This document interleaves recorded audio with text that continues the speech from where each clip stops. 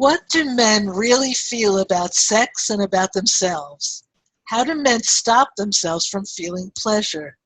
And what does it take for a man to get out of his head and into his body? Today's speaker, with decades of teaching and training experience in sexology and sex coaching, will explain. Welcome to the Men in Love series. I'm your host, Dr. Erica Goodstone. In this event, you will hear from thought leaders on the forefront of knowledge and experience about men and love.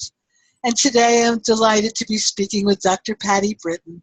We met decades ago in New York City, and I think it was before you started your coaching program. So I would love I'd love to hear about your background and what led you to become a clinical sexologist and to create your amazing training program. Thank you. Thank you, Dr. Erica. It's so wonderful to be here. And I love talking about men's sexuality. And, you know, it's so interesting. I'm going to jump in and give you an insight that I have as I look at the global perspectives as someone who is the founder of sex coaching through sexcoachu.com, our online training institution. We're now training people in over 49 countries in Puerto Rico, and I see these trends as I speak. And so many of our students and graduates are women who say, I don't want to work with men. And I feel that there is such a lack in terms of the care and the understanding and the positioning of how we really can serve men, how we can empower men around overcoming those hurdles that they themselves sometimes impose in their expectations to perform instead of show up for pleasure, the things that you were saying at the very top of this show. And also their expectations that they should be with the most beautiful woman, a model or an actress, yes, even if they really don't want someone who's out in the limelight and they really want a partner that's caring. Well, I have so much compassion for my male clients, and that's really where I was heading, is that I think that men really are given the short shrift in terms of the care, sexological care and treatment and coaching that's out in the marketplace today. And for me, I earned my PhD in human sexuality in 1993, and I had already been a working expert in the field of sexology, working at SIECUS, the Sex Information and Education Council of the U.S., at National Planned Parenthood, at other agencies.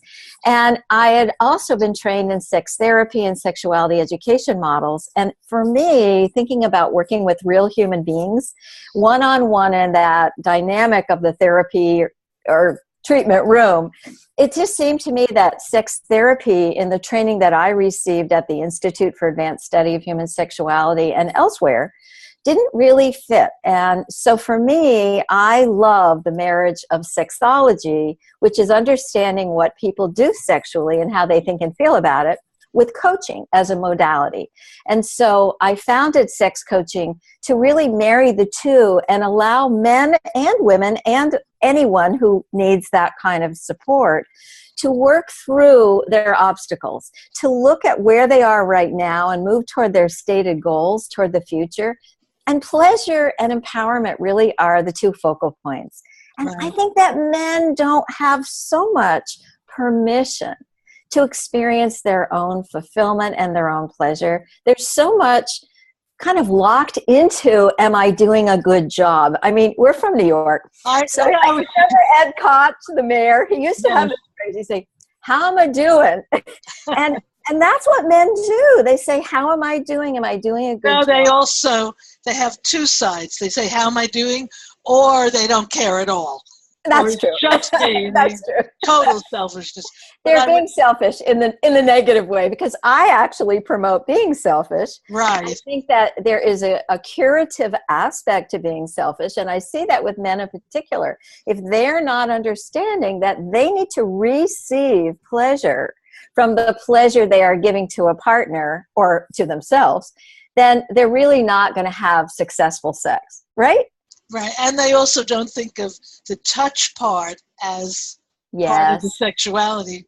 They're not getting the touch pleasure. Well, I also see for many men that they're starving for touch, especially single men. And I'm going to take a leap of faith here. And I'm going to say that a lot of the coupled men that I work with, I see so many couples who are locked in the pandemic of the sexless relationship or sexless marriage, as we used to call it. And they're really touch deprived. And that need for human touch is really intrinsic to being alive and thriving, whether we're an infant or we're 65 years old. Absolutely. And I see that men and women, but I actually feel very strongly that men are not given enough permission to express their unique wants and needs, and especially their longing for touch. And that sometimes that longing for touch or that asking for touch or going for touch becomes misperceived as being aggressive or as being self-referential, meaning that they're not really exchanging the energy of touch, which is what touch really promotes in us, but they're being a pig. And I see that's just so not the case. And also they may be touching because they really want to touch, but they get aroused and they want sex. True. And the girlfriend or wife isn't in the mood, so she gets afraid of the touch. Absolutely. Well, I don't know if you know, but in one of my books, The Art of Sex Coaching, and actually in a prior book, The Idiot's Guide to Sensual Massage, I talk about what I created as the touch continuum. And I believe, and I see it, I witness it every time I work with a client, especially around touch issues, that there are actually 5 types or 5 levels of touch.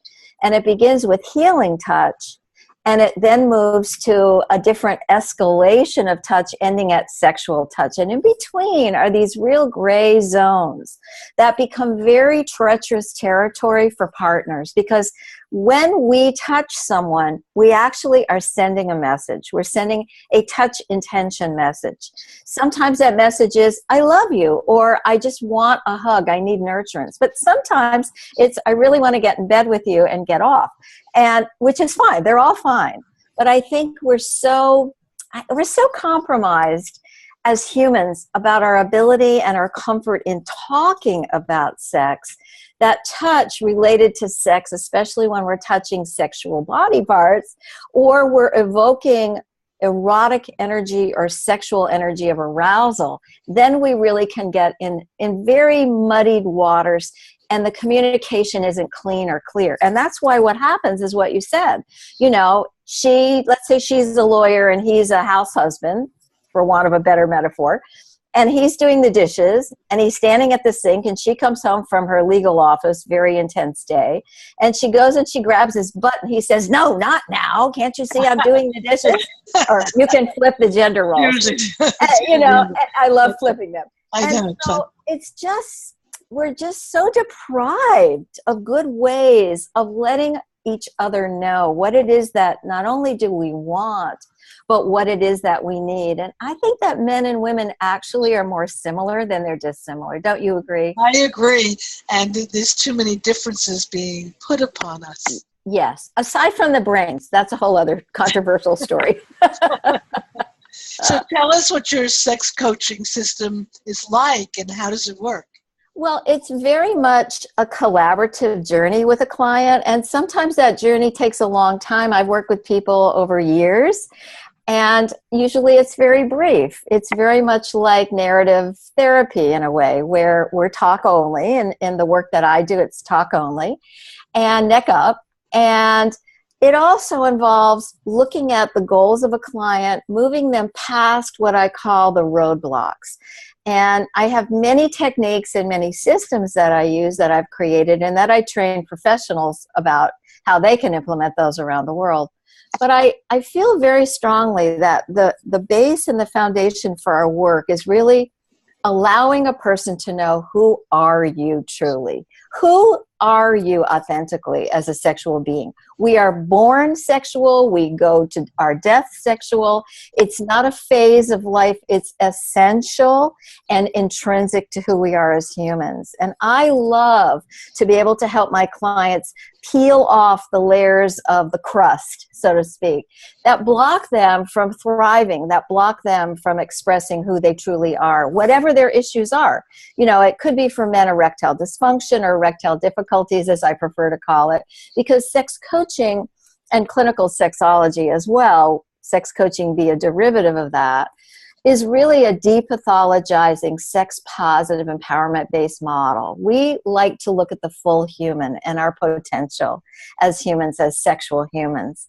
And in order to do that, we really need to look at every aspect of who we are and all of the parts of ourself that may be getting in the way, the mind being one of the huge culprits, because, you know, men, I would say, that probably 95% or more of all of the men I've ever worked with as clients suffer from performance anxiety, which means this is where they are. They're stuck neck up, thinking and telling themselves things that allow them to get stuck in this mental realm and not experience the pleasure of their body and not be there for sex.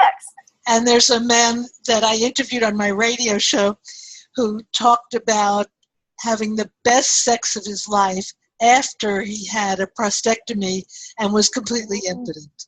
That it was the first time, and he tried a pump and he tried things, so they had intercourse, but he found that without worrying about it and not caring, they had the best sexual connection. And this was a man talking about it. Wow, that's so touching. Not too many men would feel that way.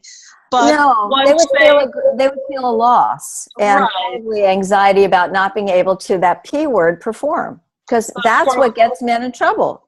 But for women, sometimes they're happier that way, depending on what's going on with her, especially as we age. And it's so interesting. In some ways, what you're alluding to is how sensate focus, which is one of the tried and true traditional methodologies in sex therapy and sex counseling and education and coaching, how that works is taking sexual intercourse off the table and actually getting the focus on connection, getting the focus on those kinds of touch and connecting at the physical and other levels where we begin at the basics again. And I have so many couples that I work with, and I see this with men in particular, who don't kiss. And they don't want to kiss. They don't feel competent to kiss. We're not even talking about penile function. I'm talking about lips here, okay? This is really basic, simple stuff. And how in some ways, kissing can be more intimate. Well, many people do report that kissing is far more intimate than sexual penetration. And it depends on the person. I always meet the client where they're at, so I would never impose my values about which is more intimate or which isn't more intimate. But I think men get scared. I think men get scared. They're caught in this duality of the bravado of being the man, but at the same time, they're vulnerable and they're fragile on the inside. And it's like a mollusk, and that inside tissue, that soft tissue, soft never being a good word when we talk about male sexuality, I know. But when we talk about that inner self, that softness, that vulnerable self, that's what a lot of women are really looking for in a very strong man. That's where the turn on often lies. But you have to, as the man, convince her that you are the man. You have to be the man. I always say, me Tarzan, you Jane. We all kind of want that. And then when you see him as Tarzan, then he can be allowed to have the soft side. But you have to have that feeling that he's the man, that he would want to protect you and take care of you. That's important. I think that is part of, in many ways, I think there is a lot of scripting around what you just said. And I think we have to be careful about the hyperbole of male versus female or man-woman scripts. And so I'm very careful about that and not constructing that, but actually deconstructing what my clients bring in as their own metaphoric scripts for who they are. I even ask in my intake, if you were an animal, what animal would you identify with? Because I do a very elaborate intake process of not just sexual history and relationship history and medical history to a point, but also a sense I want to get to know who is that essential sexual self. You brought up a really important point that I'm generalizing about men and women, and there are so many variations. Absolutely. Among all of us. Yeah, absolutely. And you know, what I love about sex coaching is that sex coaching, as opposed to therapy, doesn't go into you and your story as a disorder or as a dysfunction or as a mental health issue that's diagnosable and treatable. And many of us who work as sex coaches, of course, don't take insurance, which I also see as a trend among my dear colleagues, many of whom are very well-renowned sex therapists and sexologists who don't take insurance either. And that, in a way, frees us to not have to land on a diagnostic code and say, well, you have a disease or you have a disorder. And I think men and women, but we're really talking to and about men, need to be very careful about what they tell themselves. One of my favorite mentors, and just interviewed his wife on our radio show at theboomdoctors.com, is Albert Ellis, who died recently, several years ago, and was a treasure in our field. And he used to say, you know, what are you telling yourself? And I implement that kind of philosophy when I'm working with men and women, but men in particular. I say, well, what are you telling yourself? I once had a guy who was 30 years old, who was very successful in business and had a absent sex life and was dying of loneliness and of decline in his self-esteem and his sexual self-confidence because he was a rapid ejaculator and because his goal was to become the sex god of the universe. Right. And it took a lot of work to honor him for who he was and how he was metaphorically describing his goal, and kind of bring him back to reality a little bit and work on that earlier rapid ejaculation tendency and pattern with the tools that I teach, and then help him to look at, like you were saying earlier, what might be reality for you? Right, what does that mean, sex god? And what do you really want? And I guess I'm going to go back to my mollusk analogy and say, you know, outside of that, I want to be the sex god of the universe. I want every woman I have sex with to say he was the best in the world. Right. Okay, let's come on back down to earth.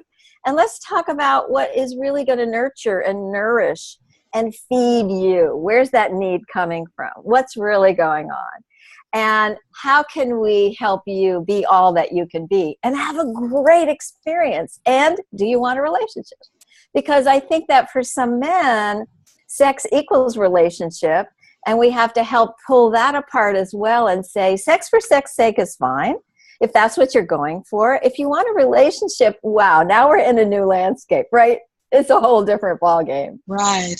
And I don't hear too many people separating that out. That's pretty important. Yeah. I do with my clients all the time. So you have some kind of model that you work with. MEBES. I do. Tell us what this is. I do. So when I was in the early 1990s, when I was formulating sex coaching, I realized that even though I use one of the models that I'm sure you use and many of your guests on this amazing summit use, which is the Plicit model, the P being permission giving to our clients. That's the biggest thing we can do for our clients is normalize and validate and give them permission. But I came up with a model because I wanted to look at the parts of the sexual self. How are we made up? What is it that either we can look at as a clinician with our client and say, looks like you're stuck or blocked here? Or how can I create some antidotes for where you're stuck or blocked, which I, as a coach, call action steps. We devise action plans, not treatment. And we do assessment, not diagnoses as sex coaches. And the MEBS model is very simply the mind, the emotions, the body, and the body image and its behaviors, energy, and spirit. And I was just talking to one of my new students from Auckland, New Zealand today, who comes out of a wonderfully positive and powerful sex education background and works with men and women in the adult toy industry. And she said, you know, I'm so hungry to learn about a holistic way to work with clients. And I love the MEBS model because it has energy and spirit in it. It's almost half of the way we have to deconstruct what may be working or not working for our clients. So I look at those 5 parts and I like to use it as a circle or a wheel. I don't have an image right now, but on my website at drpattibritton.com, under my coaching menu bar, I have how I work very well laid out with visuals. So anyone who's interested in that can take a look. But I think it's so important that we understand that what we're thinking or what we're emotionally feeling or how we regard our body or what our body does or isn't doing for us, that we wish it were or wish it weren't. And energy, that energy that runs everything. So many people somehow leave out the body and the energy, and they talk. And then even a therapist talking from the mind and the emotions. I know. And don't even think about what is the body doing, how is it reacting. Thank you. Because to me, when I'm a sexologist, I'm not a mental health practitioner. I'm a holistic practitioner, but I come from sexology. We have a different filter that we wear. And I think that's why our work is so effective and why so much therapy, to be honest, isn't effective when we're looking at sexuality concerns. I don't know if you know, but 98% of all of my clients were referred to me by their psychotherapist, because I don't take new clients unless they're a referral. I refer them to my proteges around the world, and I'm too busy. So when I think about that, I'm flattered and I'm honored that my clients come from their therapist, because their therapist trusts me and they're working on the neck up stuff, right? They're working on the mind. But there is other stuff that needed to be worked on. Absolutely. Their issues, their family stuff. Totally. A person has to be ready to be coached or to work in a sexological model. However, to ignore the sexuality, to ignore the body and not want to discuss it, is cutting out, to me, the center of it. And that's why those of us who work with sexuality have to be schooled or trained. We have to be knowledgeable and skilled and comfortable to even have a conversation about the clitoris or the penis or whatever proclivities somebody has, sexual preferences or tastes, including their orientation, including their fantasies and desires. I mean, it's a huge conversation. Talking about and helping people resolve sexual roadblocks is not easy or simple. It's very multi-layered and complex. So talk about some of the roadblocks that people have. Well, I think the biggest roadblock that I see for men is I think we've alluded to it in this conversation a little earlier, but it's the combination of unrealistic or idealistic expectations and performance-driven self-talk. I should be. I can't. Oh no, I'm going to come. Oh no, I hope I get an erection. It's the oh knowing that goes on, N-O, apostrophe I-N-G, not K-N-O-W, that really stops men from experiencing not only their capacity in the body, because when they leave the body, where I'm assuming if we're talking about arousal, it's occurring in the body. It may begin in the mind, but it's certainly occurring in the body. And when the male leaves the body and he goes upstairs above the neck to analyze or look at himself, which we call, as you know, spectatoring, or he's anxious about performance instead of being present in the experience, sex fails. So in the Meebs model, for example, what you tell yourself is in the mental realm, and I have techniques that I teach the male clients and train my professionals to work with their clients around that help reverse negative self-talk, that reframe and reconstruct the models of thought that men are carrying, like I want to be the sex god of the universe, which is a wonderful goal if you have the capacity for that. And not everybody does. I don't really even know how to define that, because that would probably be a 600-page book to define what that really means, and years of work with that individual. Also, the emotions. And maybe very young age with lots of hormones flowing. Absolutely, a 17-year-old. But really, I think part of the issue is how men learn how to be sexual. And if we look at the trends today that are really impeding men from their pleasure and their success, I'm going to call it very coachy, but also from experiencing their own full capacity to be sexual beings, a lot of it is because too many men are really spending too much time sitting at a computer like you and I are doing right now, looking at images like you and I are doing right now, having a conversation, only they're not having a conversation. They're using one hand to flip the switch and the other to masturbate. Now, I'm a proponent of masturbation, in fact, as a pathway to being skilled as a lover sexually. I know you know, and many of your guests on this summit know, that masturbation becomes the foundation. It's the laboratory. It's also the foundation for all partner sex. So masturbation is a healthy, normal, natural part of sexual expression. It's even its own outlet. But the reality is, if men are habituating to escaping connectivity with a partner, or habituating to a method of self-pleasuring, quote, masturbation, that is disconnected, disembodied, and disenfranchised from real human touch, and something's going to go wrong. And also requiring more and more stimulation, more and more unusual stimulation. True. What we see an escalation effect in the literature, that what was arousing Tuesday is no longer arousing on Wednesday. And in part, it's because it really is a starvation model. It's not a full human model. This is the problem today. And unfortunately, why porn works is because it's non-pressured, non-demand sexual release.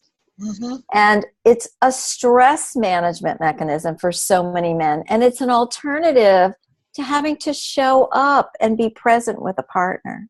And this is the tragedy that I see. I see that we are nurturing, only not in a nurturing way, but we're nurturing, meaning we're growing up boys to become men who are so disconnected, who are so disembodied from others. And our clinical rooms are going to be full for years because of this phenomenon. And I'm not because they don't remain happy like that. They start to feel like something. They don't. And, you know, there's a wonderful film, and I tell my men about this all the time, Don John, which was a wonderful depiction of what happens to men who compulsively masturbate. I don't use the terms addiction. I'm not a fan of those terms. Right. But I use compulsivity as the model, or out of control behaviors, a la Doug Braun Harvey, who wrote one of the best treatment manuals on it. And the reality is that when men are compulsively operating in this way, they're really not even connected to themselves in the moment. And it becomes an escape valve, and it becomes something other than sex.